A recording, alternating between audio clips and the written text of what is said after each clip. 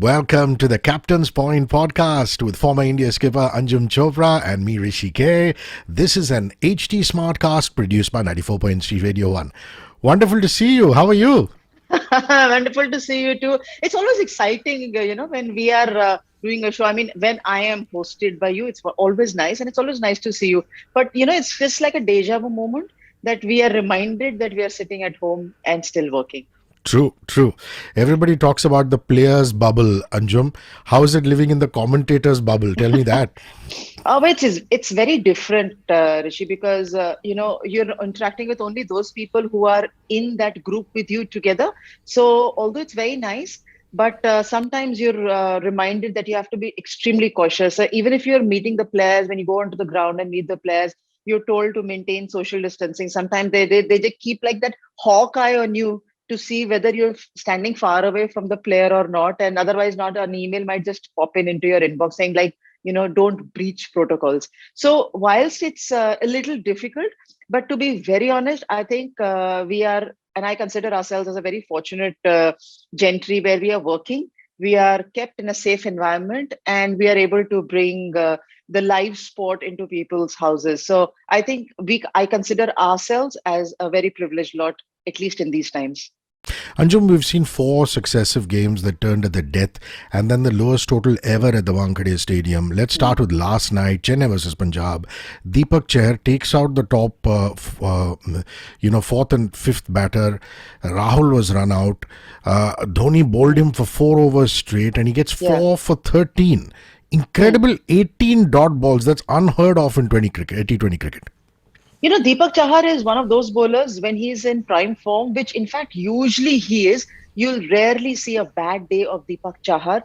And the very fact that Dhoni knows exactly what his strengths are and he backs him to the tee. If you remember the time that he started off with Chennai Super Kings, it was something like he used to come in, bowl, then he used to get hit and taken off and then bowled in the death overs. But over the years, Dhoni has realized, and obviously Deepak Chahar himself has also realized that what his strengths are, and he backs those strengths and delivers most often. In most of the games, he's out there picking wickets early. So he knows it's a very nice template that MS has set for his Chennai team, that go out there, bowl 2 overs, picks up a wicket, bowl the 3rd one, and if possible, just squeeze in the 4th as well before the 10 overs get completed.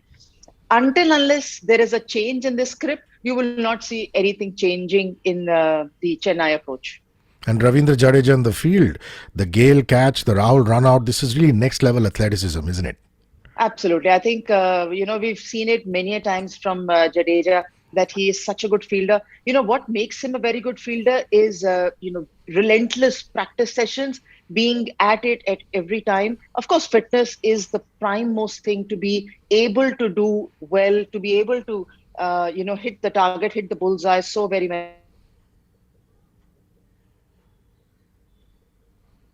So it's not just about going out there and hitting on its head. And that's what the importance of fielding is. And that's what the importance Jadeja brings to the table. What do you think of the man with the famous name, Shah Rukh Khan, how he expressed himself against a top-notch bowling lineup? He's the guy who saw Punjab through to 3 figures with his innings of 47. I'm very impressed and I'm happy for him as well. I've seen him in the domestic cricket. He plays for Tamil Nadu, and how much he contributes to the team. Yes, it's been in smaller portions, because when you're talking about Ranji Trophy, or when you're talking about Vijay Hazare and Syed Mushtaq Ali, but whenever he's come in, especially in the shortish format in the Syed Mushtaq Ali Trophy, he's made an impact. And especially the last season, it was perfect timing, because he made sure that his knocks were well received. They were right there for his team. And just before the auction, he caught the eye. But however, it's not just before the auction. I'm sure the players are always watched out by the scouts, and he was there. So it's nice that he has translated or taken his performance from the domestic level to the IPL level, which is round about the international level. So it's good for him. Let's talk about the other Mumbai game, Rajasthan, Delhi. I know Rajasthan came into that particular game heartbroken, but their overseas players really coming good for them in the last 5 or 6 overs. David Miller, Chris Morris, and of course Jaydev Unadkat. I can't believe he's not bowled 3 overs in the power play since 2011, Anjum. Yes, he hasn't been. He's been bowled towards the dying overs, towards the end overs of the game. He's usually used as a death bowler. but for the captain to go ahead and give him the new ball. And he started with both the left arm seamers. So he knows exactly that once you give the ball to a youngster like Chetan Sakaria, who's just plays his second IPL game, and the other one who's sharing the new ball with him is a very senior pro, though both belong to the same domestic team. It's very good captaincy. It's very good analysis. And at the end of it all, I think it's excellent delivery from both the players. For Jaydev to bowl the way we saw him bowl and to be so consistent, it's not surprising. But to be so consistent coming into this game after having not played a lot of cricket, and remember, he didn't play the first game. So it just completely changes the complexion of the team, of how they go out there and approach, especially when they win the toss and want to bowl first. Now, Rishabh Pant is no stranger to criticism, but it's normally criticism over his keeping. Why would you?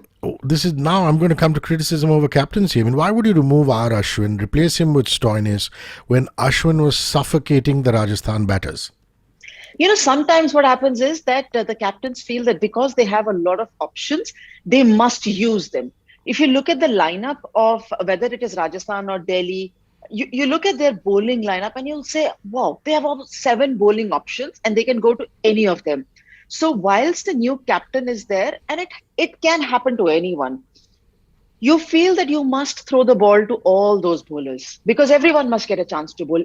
Because if something doesn't go right, when you come back into a team dressing room, there can be a question like, oh, why did you not try Stoinis? Why did you not try Ashwin? Why did you not try X or Y? So sometimes the captain feels that they must throw the ball to everyone and see who's having a better day, rather than just going ahead with one bowler and get those 4 overs out and done with. So it can happen. I'll say it's just because early days and a pressure situation can get the better of you.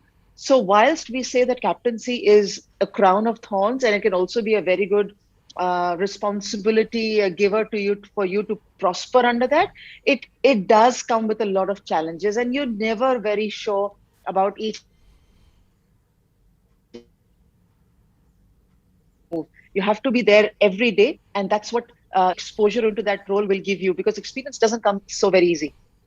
And speaking of captains, 13 runs needed in the previous game, and Chris Morris has a single refused, and his captain Sanju Samson doesn't make it. You think Morris will be sending some friendly smirks Sanju's way? I am not too sure whether he'll be on the Christmas card list unless the next season again Chris Morris is continuing with the Rajasthan team. But again, that's what cricket probably allows you to do, is not carry grudges. And it's also nice that something like this happened. If at all we're talking about the, animosity or the misunderstandings, I think it's understandable that it happens in the very first game.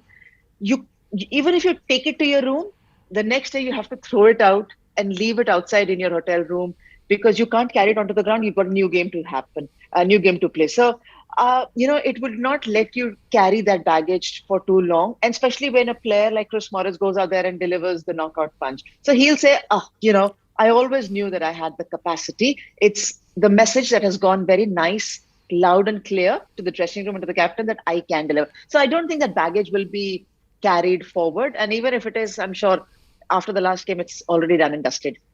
Mustafizur and the fizz he creates with his knuckleballs. Amazing, isn't it? Oh, yeah, it's brilliant. I've been watching Bangladesh cricket over the past year or so. I've covered a few of their games. And when Mustafiz bowls in the best of his rhythm, you can see the difference between him and the other bowlers in his lineup, in his own international team. The moment he comes into this setup, an IPL setup, it becomes very evident that, he brings a different feel, a different flavor to the bowling lineup. The only thing is those 4 overs, it's a cruel game. You can take 10 overs, you can take 4 overs. But once Mustafiz is bowling those deliveries with his complete control, it's very difficult to pick him. It's like a poetry when you're watching Mustafiz bowl those knuckleballs, those change up. It's very nice to watch him bowl those. I want to know from you, you played so much competitive cricket, players and what works for them. Jaydev Unadkat talked about winning the Ranji Trophy after getting engaged, Yeah. and now this performance after his marriage. Chris Mm, Morris talked about playing a lot of golf helping him. The mm. trigger to a good performance on the pitch, Anjum. Look, I think it's a lot to do with your homework. Yes, you might want to look at a particular reason away from your own hard work and say, I would credit it to X, Y, or Z. But, those things probably, I'll say, whatever you do, it's all about your own homework, your own practice, what you carry into the contest, and how you're able to keep calm. Very late in the sport or very late in life, you tend to realize that even if you're doing a lot of things, whether you're batting, bowling, fielding, or you've got enough on your plate, you realize that how do you balance it all? By balancing it all, it's not about running like a German drill. You reach point to point and you're able to meet your targets. It's about ensuring that you're able to keep yourself calm in the best space, and still being able to deliver the goods, so that you realize as time progresses. And yes, whenever there's a shift in your daily life or in your personal life, you quickly realize that to balance out the things, whether it's your sport or whether it's your family or whatever you're doing, you have to find that perfect balance. And that's what allows you to deliver the best performance, whether on the park or off the park. Both the back-to-back Chennai games, Anjum, Bangalore versus Hyderabad, Mumbai versus Kolkata, had the same script. The team batting second is cruising, and then this collapse and adventure. Your comments? It's been very surprising because I always felt that Delhi should have chased down that target. I felt that Kolkata should have chased down that target. It was bad batting. I will still say that pitch is not so bad for scoring runs, and especially look, you're not going out chasing 220, 250 that you fall short like Rajasthan fell short. After having such a good batting performance, you're chasing a score which is reasonable. You're chasing a score which is 150, 160, and looking at the score, the way it was being changed, it was just 90 for one, it was 80 for two. It was something like probably you should have gone around and chased down the score without much of a glitch, but it didn't happen. So I'll put it down to ordinary batsmanship. Another great IPL story is Shabazz Ahmad. I mean, who would have thought he would even play? I mean, Devdutt Patnaik was returning. Bangalore already had a lot of bowling options, Anjum. But that 3-wicket over, your thoughts on that? Pandey, Bairstow, Samad back in the pavilion. Almost as though he's bowling, left arm darts. I watched this player. He plays for Bengal in the domestic cricket. Although he hails from Haryana, somewhere in Faridabad. He resides, but he plays for Bengal in his domestic cricket. And I saw him a couple of seasons back playing the Ranji Trophy, and you felt that although he was not the best fit when you're looking at Bengal, you're looking at Anustuf Majumdar playing the ball, stylishly defending the ball. And you see, suddenly you see Shabazz, attacking player, young player, and throwing himself around the ground, trying to stop those deliveries on the ground. And you see him the next season in playing for Bangalore, and you feel like, wow, what a pick, what a find. And then you see him in the second season playing for Bangalore, and you see his captain offering him an opportunity to bat at number 3 alongside his own self, which is the confidence that he's gained over the years with his franchise, which is again brilliant.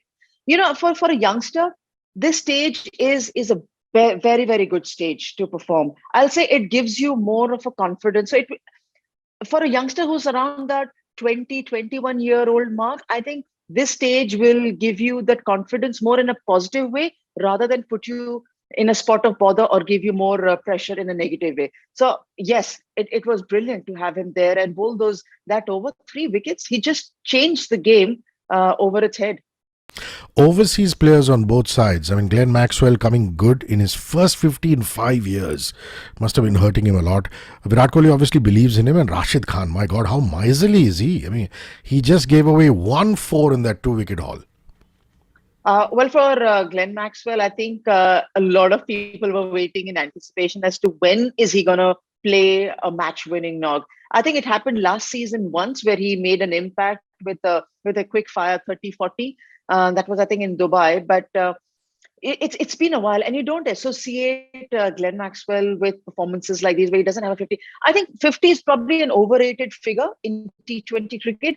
what it really matters is delivering that match-winning performance, True. and that's something that Glenn Maxwell is associated with, because he can hit the long ball and he can really create that kind of a dent into the opposition bowling lineup. So him delivering a match-winning knock, I think, was more of a relief for the franchise, for all those people who've been backing him over the years. And yes, as a player, you feel happy that you've come good with the bat, and delivered at a time when it was required. Rashid.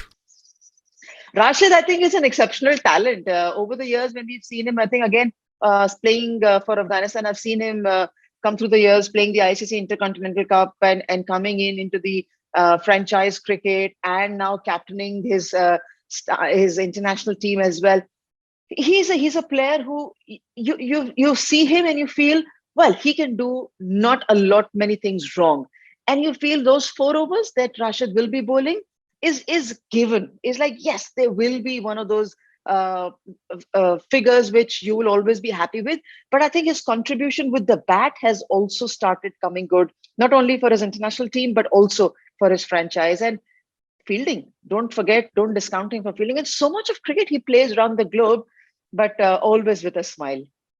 That Mumbai versus Kolkata game in Chennai, would you say that Dre Russ understood the Chennai pitch so well? You look at that fifer of his, Hmm. bowling round the wicket, slow Hmm. cutters, Hmm. angles, 5 for 15. Your comment? I think that was largely because he went round the wicket and he was probably cutting in that angle to the batters, not allowing them to free their arms. It's a very important angle when you bowl round the stump to a right-hander. So you're largely targeting either too much outside the off stump or middle and leg stump line. So if a batter has that advantage that he's very good on the onside, probably the middle and leg line might not be the perfect option. But if you're a bowler, and the moment you're going round the wicket and you're trying to angle that ball, a batter knows very well that with that angled delivery coming in, his options of hitting down the ground or maybe in the V over towards the offside or towards the onside are limited, and he has to time it to perfection. So it's both ways. The Once the bowler decides to go around the stump, then he has to be spot on with his where he actually pitches the ball. Because if he goes wrong, then it's a completely bad script that he has defined for himself. So yes, it was those crucial overs that he bowled for Kolkata, and more importantly, the fact that he could come in and bowl. That another contribution adds on, since we only have seen him bat for Kolkata in the past few seasons. Surya Kumar Yadav, my God, he makes it look so easy, doesn't he? Getting out of the blocks hard, absolutely smoking. He has different shots to play against the same type of delivery, and I find that very Yeah. fascinating. I think he's a class act. The one shot, he just stands and he in his crease, and he just flicks that ball towards the square leg boundary. Sometimes it just sails over it.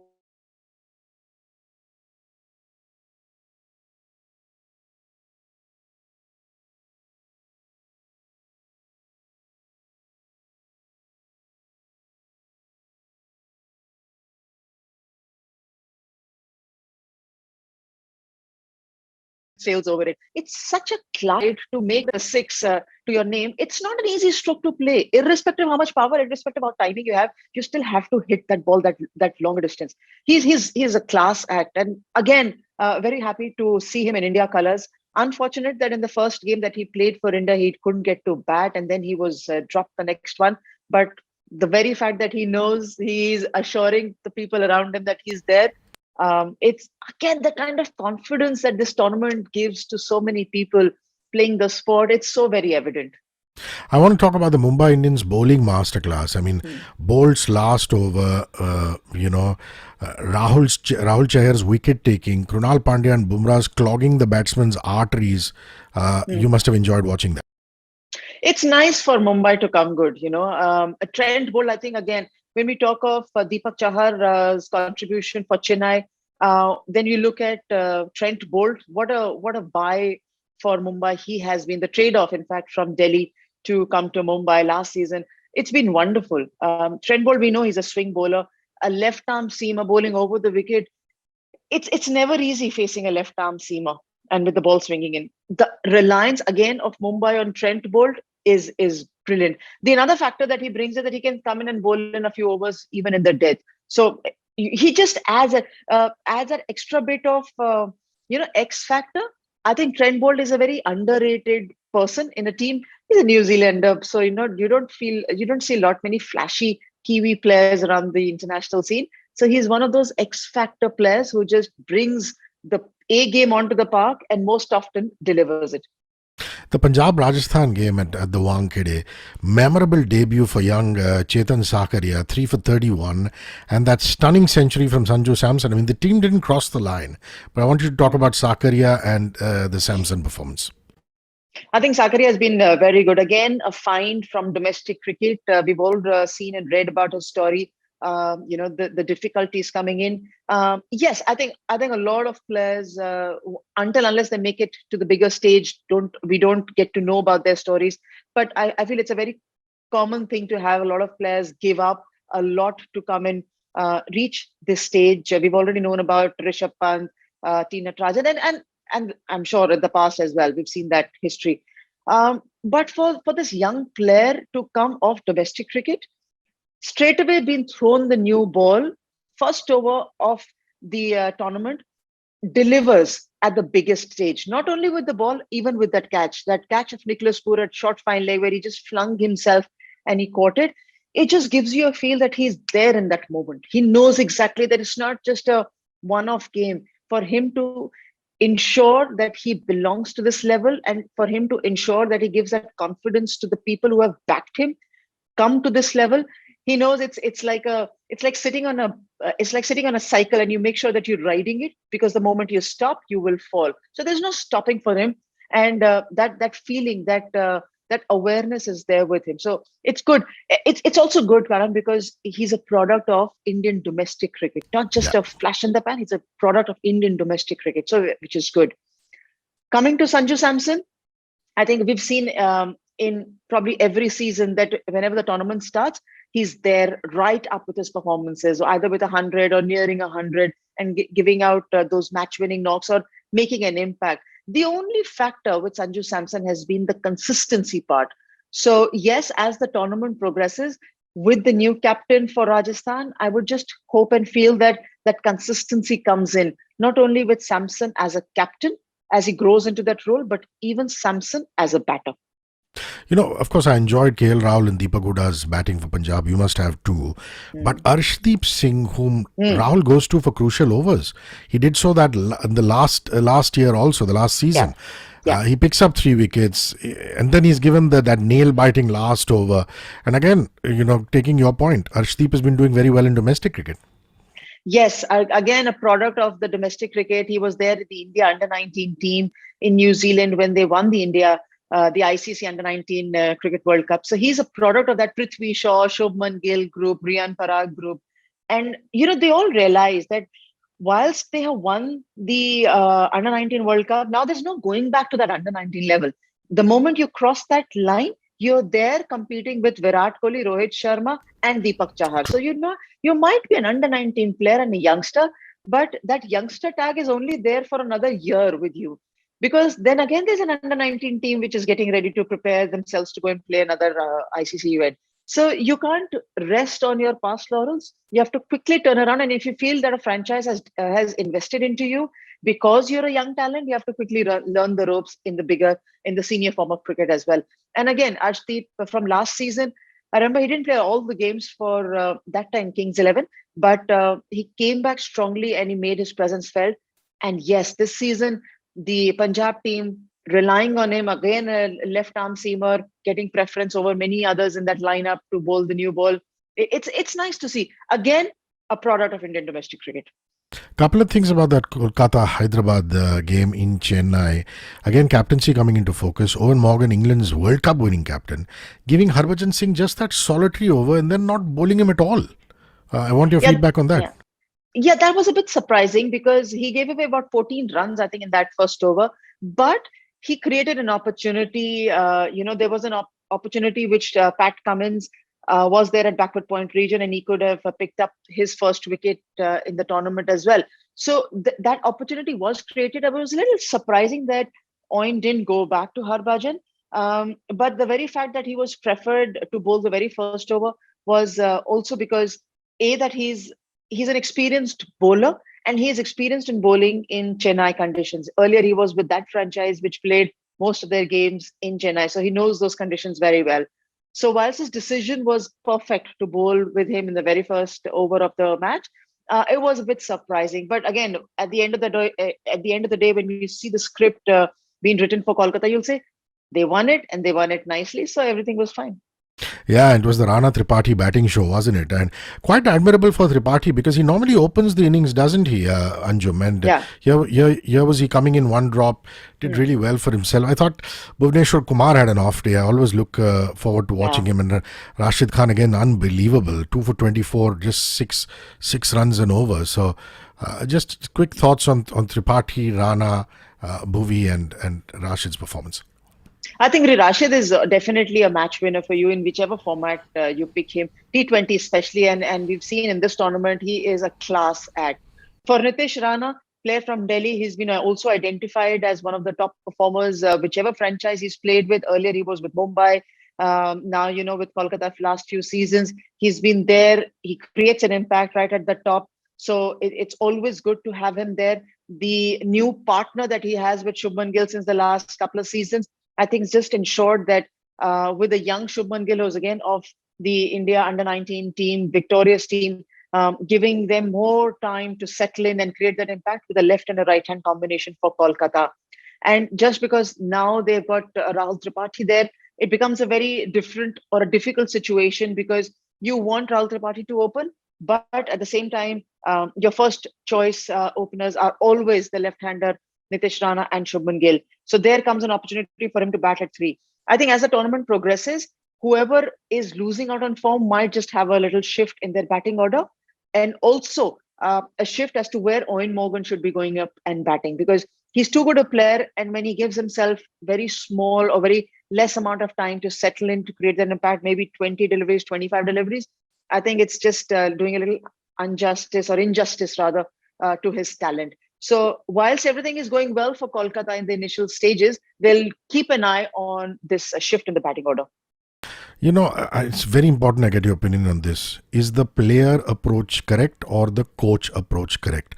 There's so much drama coming into that Chennai Delhi game in the Wankhede Stadium. Prithvi Shaw was coming in after being dropped from the Indian team, but having played out an explosive domestic season.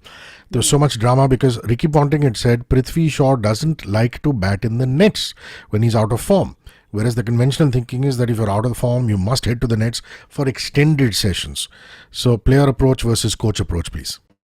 I think it's very individual because, like, for me as a player, whether I got 100 or whether I got not, for me, it was all about going out into the nets the next day and practicing. For me, I used to practice 7 days a week, whether the tournament was on or not on. In fact, in the off season, I used to make sure that I'm practicing 7 days a week, and if I can get a match in as well. But for every player, it's very different. Sometimes players feel that if they're hitting top form, it's best to save that form and not use it in the nets. I've heard that theory as well. But when you're not in form, you have to ensure that you have a bag full of cricket balls. You have someone to give you those throwdowns. While even if you're not bowling, if you're not batting against a bowler bowling to you, you're doing those throwdowns. So it's very individual approach. The good thing is that the coaches nowadays are allowing that individual thinking to creep in. It's not just a coach which is telling a player that you must do this and you have to listen to me. It's about allowing that player to grow into that role, empowering those youngsters as well, and allowing them to understand their own games.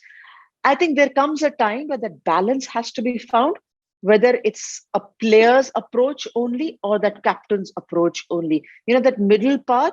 And there's no certain degree on a scale of 1 to 10. There's no certain degree, whether you say it's a 6-4 line or a 5-5 line. It's every player and a coach relationship and a game which is going to be differing from the other. As long as you're able to get that balance right, and you get that player to perform on the park to the best of his or her ability, it's absolutely good.